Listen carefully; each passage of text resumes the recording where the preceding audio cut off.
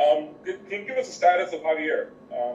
Is he available this week, or what's his progress been like this week?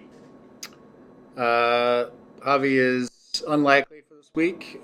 He has taken some steps forward, which have been positive.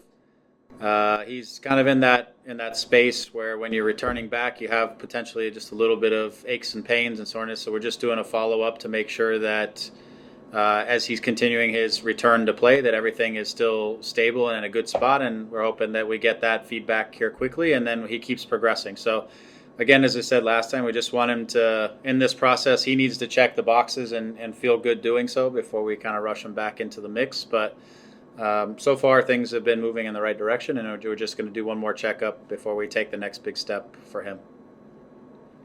Is the next step is him joining the group in training, right? Yeah, the next step is more stuff on the field, change of direction, and integrating into training sessions, things like that become the next step for him. And the status of Sega? Sega's good. He's healthy. He's joined into full training so far this week and has been great. He's checking all the boxes. So for us, it's just getting him prepared for the game, and also getting him back into full match fitness and stuff like that. But he physically is in good shape, and that's the case for everybody else. Really, everybody else is healthy and ready to go. All right, thanks, Greg. Mm-hmm. Thank you, Damian. We'll go with Larry Morgan next. Larry, go ahead. Hi, Coach. Thanks for taking our questions as always. We have a couple questions. One, can you talk about the team's collective state of mind coming off what must have been a disappointing road trip, but they appear to be recharged, finally being at home after a week away? And a couple questions about Samuel. What piqued your interest in him in the first place? And two, of all the players you coached or faced, who would you compare him to? That last one's going to take a second. Let's see. Oh, it's not that. Yeah, the team is the team's in a good spot, I think, mentally. I think they were a little frustrated in terms of just on the road and only getting 1 point out of the 3 games. I think everybody acknowledges the tight turnaround, being on the road for 3, and the challenging sort of environmental issues, if you will, of the week. But for me personally, and I think for the group, the frustration for me really was the first game where we got up 1-0, and it's the first game of 3, and you really want to take something out of that game. For me, before traveling, Dallas was always going to be a challenging game, given kind of where we are roster-wise and being on the road for a week and knowing what the conditions are like in Dallas, having played there for 2 years. So that one was always going to be tough. I think for us this is I know people don't love to see it, but hear it all the time. But it's to calculate what we did well and what we didn't do well. And one of the things that we lacked for the whole trip just was intensity, and I thought we looked, a step slower than ourselves for much of the trip, and so that led to some smaller issues and some details that I thought went lacking through the course of the trip. So it's not to dwell on the last week, but to recognize how we need to continue to step forward and to improve upon our performances, and to bring the correct intensity. Now we're home, and I think guys feel a little rested. We gave them a couple days off, chance to clear their minds, and we started to build on the things that we want to build moving forward. Starting to see a few guys come back into the fold, whether those be injured guys, and over the next week, guys coming back from Gold Cup, I think will be a real positive boost into the group, because as they start to see the team getting whole again. But they're also looking forward to playing in front of our fans and the energy that comes of being in our stadium and being in front of our fans. So the guys are in a good spot. I think they understand this was a blip in the radar, and we need to regroup and put our best foot forward as we continue moving and not dwell too much on the moments that are behind us. And the stuff about Sam, yes. Samuel? Yeah, Sam is. He's a dynamic player, and that's one of the things we really liked about him. He's quick, he's shifty, he plays on the move. There's a directness about his game when he's at his best, where he's trying to get behind and he's provoking the defense to have to make decisions. And that's something that I felt, as I looked at the group from last year and coming into renewing the roster this year, it's something that we needed to add more of. We have a lot of guys, who kind of play between the lines, as we would say, when you talk about Seba and Jonah and Victor and Efra. these are all guys who need space to play in between the lines, and we needed some space creators. And I think Sam's willingness to give us some of that high speed running into it, to attack direct, similar to Kevin. Those guys can put forth 1,000 high speed running meters per game in terms of threatening and depth and space. So those are the qualities that we liked about Sam. He's still a young player, still getting there, but I think his performances lately, I thought he really manned up in the last game when the going was tough and the game was not really within reach. I thought he really put forth a big effort there in the second half, which was nice. So again, I think some of it's just connecting to the rest of the group, that work that he's doing, and execution. It's for all of our guys. It's just executing the final play cleaner and turning work into goals and work into product. So those are the things for me. Who does he remind me of in the from the past? That's a good question. I have to think about that. I don't know if everybody has enough time for me to really think about that. So, I mean, to be honest with you, in Toronto, we never really had wingers, like out and out wingers, which is something I talked about all the time when I was there. So he was different from any of the players that we had there. In which case, different than most players that I've worked with. But there's other players I think in the league who maybe have some similar types of traits as him. I don't have them off the top of my head. I mean, I have to think about it. If it crosses my mind, I'll come back to that answer as we get going. Thank you, Coach. Yeah. Thanks, Larry. We'll go with Gio Garcia next. Gio, go ahead. Hey, Greg, great to see you again. I wanted to ask, I know in the previous match you had Victor Vasquez obviously play the false number 9. Is that something you foresee for this Friday's game, or you want to give someone else an opportunity up there? Well, I mean, I'll speak specifically of the last game. We knew going into Dallas, one of the challenges that we didn't want to get into was a very vertical, up and down, sort of wide open game in the Heat in the third game of the week. So we went Victor in that role to try to let him drop into the midfield and overload the game in a different way, to try to control the middle of the field, allow our wingers a little bit to be wider, and then at times to work inside. So it was an attempt a little bit at adjusting some of where we would overload and how we would overload Dallas. Early on in the game, I thought for the first 15 minutes or so, I thought we had good pressure on them. We had some chances of our own. Victor had one with the outside of the foot that I know he'd love to have back. I think there was some moments there where there was value to what we were doing. I thought as the game got on and then they kind of score a goal a little bit against the run of the play off of a deflection that puts a guy in, I thought we became a little bit more impatient with the ball and weren't as tidy as we needed to be to hold possession the way I had hoped we had. And so the vision of the game changed a little bit, and then we adapted. We had to adapt a little bit out of that. So it's not something that I would do on a regular basis. It was the third game in what was a difficult week, and I was trying to adapt our setup to help us, again, to have a little bit more midfielders, some more midfielders on the field in a way to try to hold the ball a little bit better, slow the game down a little bit more with possession versus without possession, things like that. Thank you. Yep. Thanks, Gio. We'll go with Nikki K with Spectrum. Nikki, go ahead. Hey, Greg. First time facing Portland since Derek's suspension. Do you anticipate that he has any apprehension coming back into this meeting with them? I don't know if players are able to move forward, or have you gotten a pulse of how he's feeling? I have not spoken directly with him. Dan Kalishman, who works closely with those guys, I know he was going to just chat with him a little bit just to see where he's at and see if his mind's clear and all that kind of stuff. I probably will pass by him on the same before I leave today. In general, I think he's in a decent spot. I think time kind of gets you to that spot, and I think he has, and he's moved on to just focus on playing and what's going on. I know back when it happened, he was very remorseful, and it was something that it was weighing heavy on him for a little while. But I think again, time maybe helps those situations from his perspective. So I don't have a specific answer to you other than he's looked okay in terms of training, and everything going into the game doesn't seem to be heavy on him so far. And I know playing with a man down, it's obviously a unique situation, and we lost them last time. But is there anything you want to get better within this meeting, or things that you do see that is specifically facing this opponent, this team can be better at?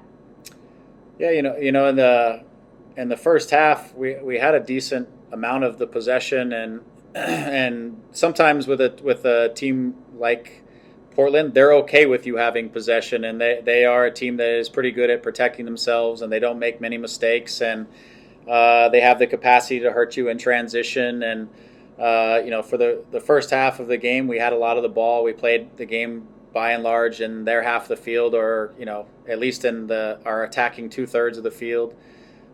We were not efficient in creating chances. We were not very calculated in terms of our movements to unbalance them and to create opportunities, which we, as a group, we need to be better at as we continue to move forward. It's something that we got to be better at. When a team sits in a little bit of a lower block and the spaces are a little tighter and the game needs to speed up at the right times, and the relationships and movement need to be tighter, it's something that we didn't do great in that game, but we had a share of the ball, and we know that Portland sometimes can be okay with that. So we've got to be more efficient with the ball in those moments, and make sure that we're not turning over balls in areas where we grant them the opportunity to really transition and counterattack us, because they have some guys who can really hurt you. We know that. And I thought, that by and large was the first half, really, for me. They didn't necessarily have large stretches of possession or put us on our heels with the ball.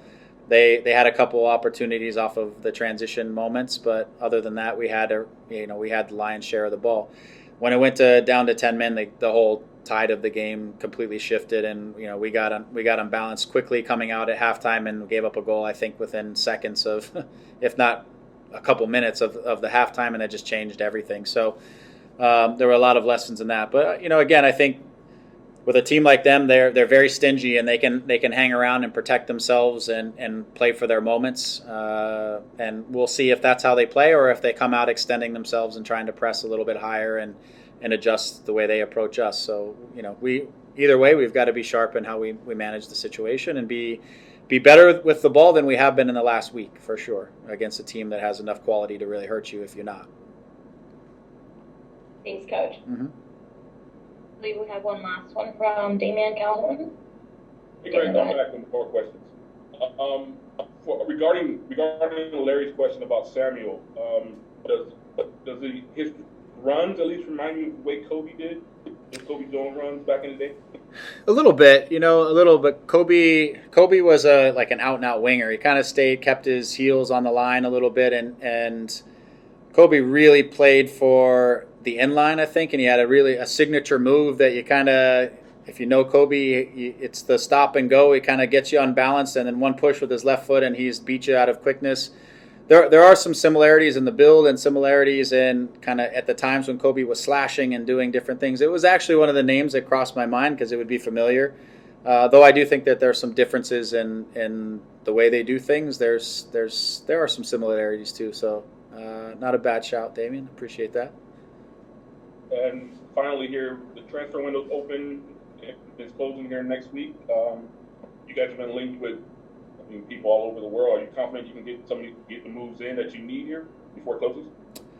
Yeah, that's the hope. We we have the capacity. Let's just say we have the capacity to probably make 2 moves, given where our roster's at and the spots and what we have available to us and free. And the question is, there's ongoing discussions. Some things are further along than others, but there's definitely ongoing discussions on the possibility of adding two more players to this group to see out the rest of the season. Samuel, congratulations on being a new father. Can you just tell us about how that experience has been for you so far? Félicitations pour ta paternité. Est-ce que tu peux nous parler de comment ça se passe jusqu'à présent pour toi? Non, ça se passe très bien. Là, il vient d'avoir 1 mois. C'est vrai que ça change dans une vie. Voilà. Maintenant, je suis pas souvent avec lui, donc c'est quand même assez compliqué. Mais voilà, après, ça fait partie du métier du football. J'espère les rejoindre très vite. It happens very well. Now he's 1 month old. Obviously, it changed a life. Unfortunately, I'm not often with him at the moment. It's not easy, but I hope to be with him soon more. And Sam, Greg Vanney has talked about your personality and how happy you are and you make your teammates smile all the time. How does your play on the field, whether it might be frustrating that you're not getting goals, do you let that ever affect your mindset as a man and who you are off the field?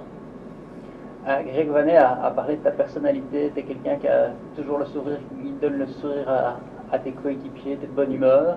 Mais le problème, c'est que sur le terrain, ça se passe pas super bien pour le moment, notamment point de vue stats.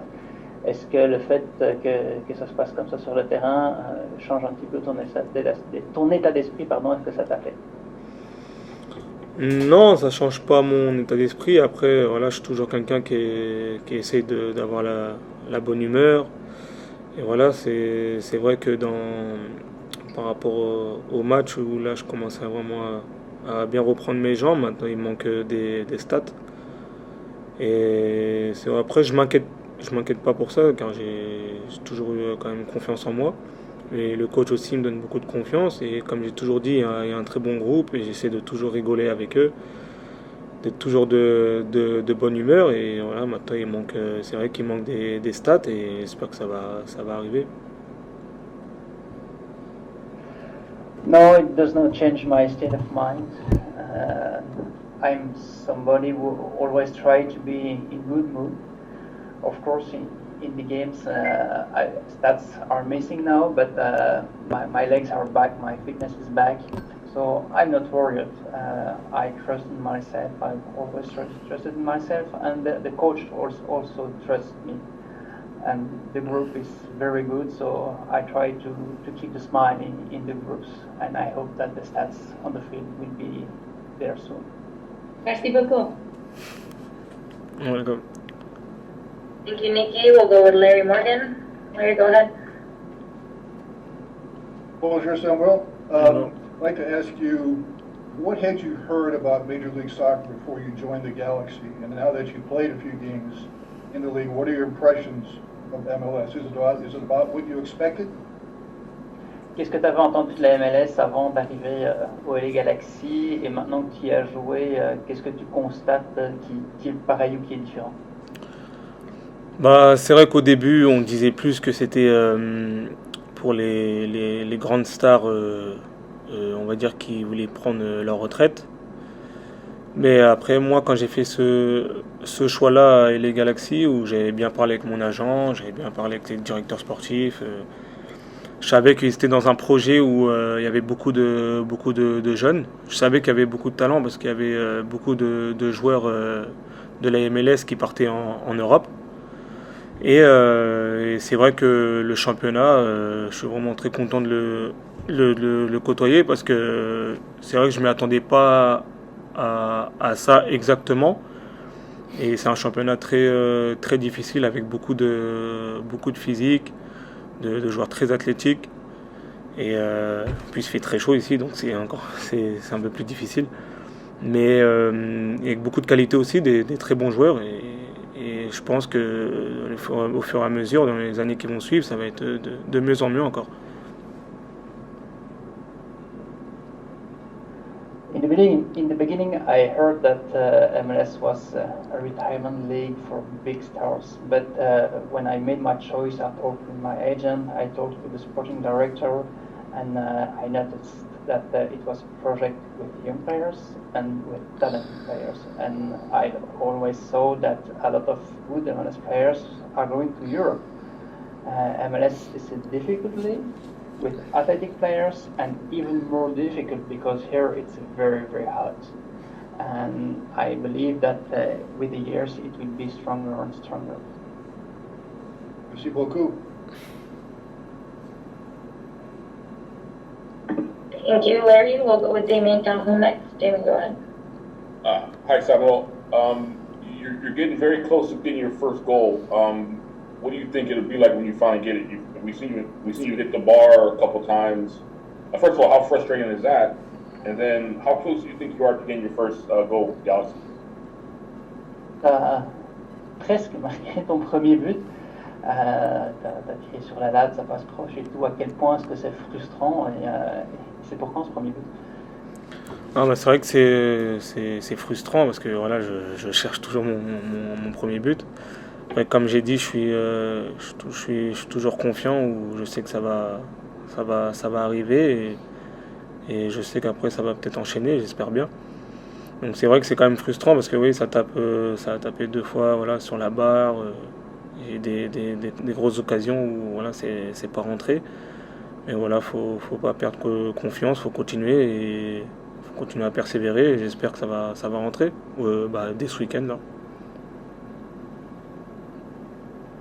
Of course, it's frustrating. I'm still looking for my first goal. I hit the bar twice, but I'm someone who remains confident, and I hope that when I will score the first goal, then I will score more goals more often. I don't lose confidence, and I hope that the first one will happen this weekend. Thank you. Okay, Larry, did you have another question? Yes, I did. Go ahead. Hi, Samuel again. How much easier has the transition been to the Galaxy in the new league, knowing that you have at least 3 teammates who speak French? How much easier has their presence made it for you on this team? À quel point est-ce que la transition avec ton nouveau club et ton nouveau championnat était plus facile grâce au fait que 3 de tes équipiers parlent français? Bah, c'est vrai que c'est plus facile après quand tu as plusieurs Français qui arrivent dans un club où tu sais que tu parles pas vraiment bien la langue. Après, comme j'ai toujours dit, avant que les Français ils arrivent, je me sentais bien dans le groupe. Pourtant, je parlais pas anglais et je me sentais très bien dans le groupe parce que voilà, ils étaient toujours souriants, et ils ont toujours essayé de m'aider. Et voilà, aujourd'hui, bah, après c'est toujours un plus d'avoir des Français dans l'équipe. Il y en a, ils parlent mieux anglais que moi, donc ils peuvent m'aider aussi. Et voilà, au fur et à mesure, ça rentre dans la tête et c'est toujours bien, c'est toujours un plus. It's easier when you know that several French players will arrive in the team, especially when we don't speak very well the language of the team. But even before the arrival, despite my poor English, I felt well in the group. There were always smiles, and all my teammates were trying to help me. Obviously, now that the French players are here, especially as they speak English better than me, it makes things easier for me. But what I heard in English enters my mind, and it's easier and easier. Merci beaucoup. Everyone, thank you so much for your time. Thank you so much, Samuel. Thank you.